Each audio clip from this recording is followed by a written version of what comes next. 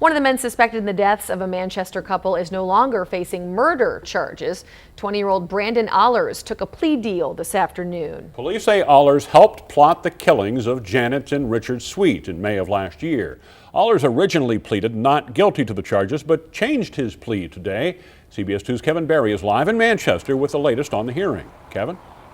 Well, that big change is that he did plead guilty to 2 lesser felony charges, and that means that he avoids a possible life sentence that would have come with a possible murder conviction. Allers' mother was in the courtroom today when he changed his plea, as were some members of the Sweet family.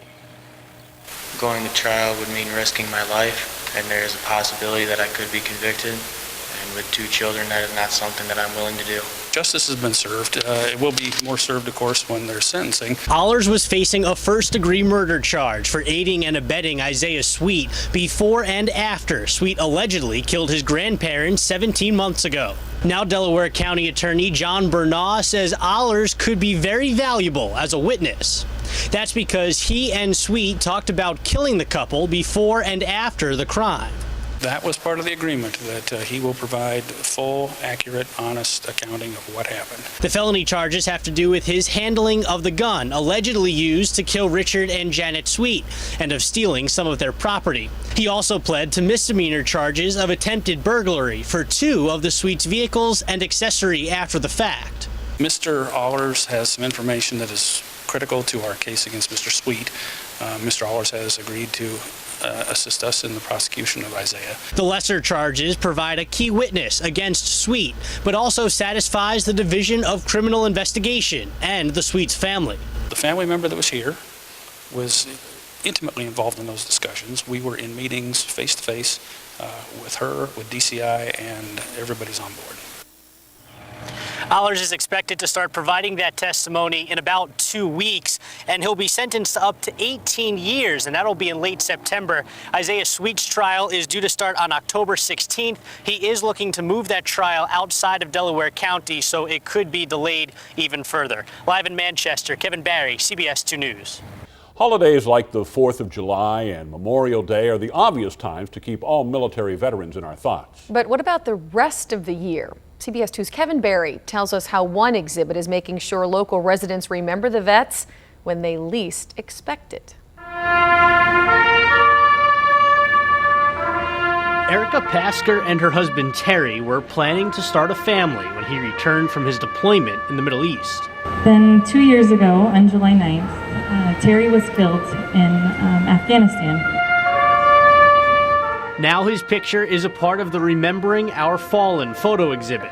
It honors Terry and the more than 80 Iowans who have been killed in Afghanistan and Iraq, and those still serving. Not only the ones that gave the ultimate sacrifice, but also those who served their country, willing to give their sacrifice if necessary. What's extra special is just how easy the exhibit is to find.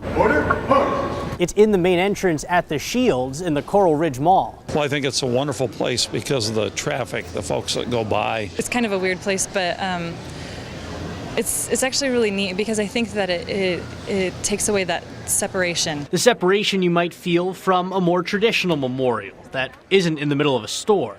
This exhibit travels to you. It's been on the road since May of 2011, going all throughout Iowa.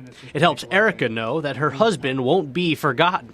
And remember that he was important and meaningful and that he did matter. Long after she can't tell his story anymore. Covering the corridor in Coralville, Kevin Barry, CBS 2 News. And the exhibit will be at Shields until next Tuesday and can be seen during normal store hours.